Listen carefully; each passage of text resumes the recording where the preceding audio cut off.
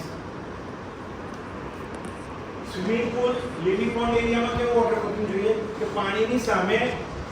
sustainability રાખે એવું coating જોઈએ અને એ ફ્લેક્સિબલ ક્રેક બ્રિજિંગ એવું હોવું જોઈએ કારણ કે આનો થ્રસ્ટ સખત હોય એક સ્વિમિંગ પુલમાં કેટલા લાખ લીટર પાણી હોય જેવો સ્વિમિંગ પુલ એટલે એનું વોટરનું પ્રેશર બહુ હાઈ હોય એરિયા હાઈ હોય એરિયા વધે ટાંકીનો એરિયા અને સ્વિમિંગ પુલનો એરિયામાં ફરક હોય જનરલી ફરક હોય યસ હેલો દેવસ બેટા બરોબર તો ટાંકીમાં જેટલો લોડ આવે એટલો સ્વિમિંગ પુલમાં આવે કે વધારે આવે વધારે આવે તો એની ઇમ્પેક્ટ વધારે આવે તો એનું વોટર બારનું પ્રેશર વધારે આવે તો હેવી કોટિંગ જોઈએ વોટર બાર માટે અને કેવું જોઈએ એમાં એરિયા મોટો થયો એટલે એક્સપાન્શન કોન્ટ્રાક્શન વધી ગયું એટલે ત્યાં એ ક્લિયર એમાં CFTR એરિયા પ્રૂવ ના જોઈએ ફૂલ ગ્રેડની જરૂર નહીં કારણ કે એમાંથી આપણે પાણી પીવાનું નથી સ્વિમિંગ પુલમાં એમાં તો રિસાયકલ પંપથી પાણી જનરેટ થઈ રાખતું હોય બરોબર બેટા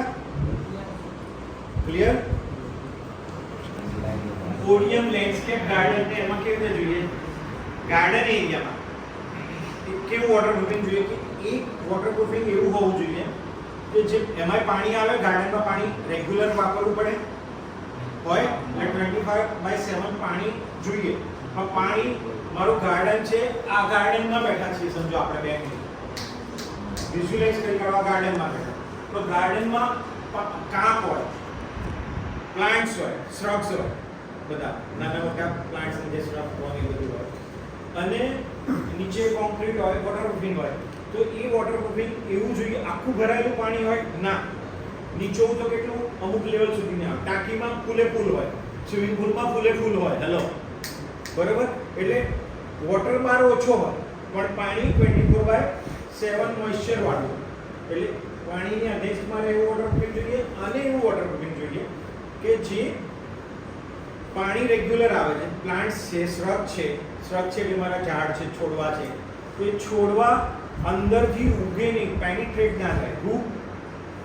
એન્ટી રૂટ હોવું જોઈએ anti root intrusion in garden area seepage into lower floor એટલે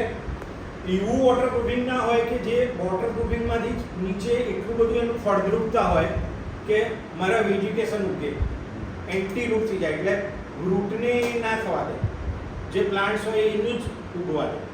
એવું વોટરપ્રૂફિંગ એટલે પાણીની અગેન્સ્ટમાં રહે એવું અને anti root waterproofing clear garden છે રિટેનિંગ વોલ ડાયાફ્રામ વોલમાં કેવું હોય કે નીચે છે સબસ્ટ્રક્ચરમાં એવું રિટેનિંગ વોલ બિલ્ડિંગમાં દેખાય ચાલીએ તો ના દેખાય નીચે હોય તો અને બહાર હોય બરાબર એટલે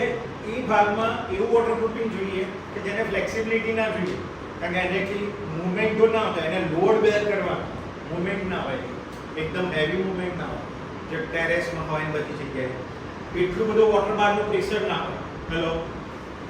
ઉપરથી પાણી પડ્યું તો જમીનમાંથી જોરદાર વોટર બારનું પ્રેશર હોય એવું ના હોય ઓરે ટેન્ક જેવું સ્વિમિંગ પુલ જેવું એવું હોય ના હોય એટલે એમાં એ રિલેટેડ હાઇડ્રોસ્ટેટિક પ્રેશર જે રેગ્યુલર હોય એટલું જ બેર કરે એવું વોટર મોઇસ્ચર સેન્સિટિવ વોટર કે જેમાં મોઇસ્ચર અડે તો કોટિંગ ફાટવું ના જોઈએ તમારો રેઇનકોટ એવો હોવો જોઈએ કે રેઇનકોટ પહેર્યા પછી તરત એની સ્ટડીનેસ હોવી જોઈએ ક્લિયર એક્સપાન્શન જોઈન્ટ અને કન્સ્ટ્રક્શન આ છે ને બધાના QR કોડ છે જેમાં મારા વિડિયોઝ છે આ તમે સ્કેન કરો ને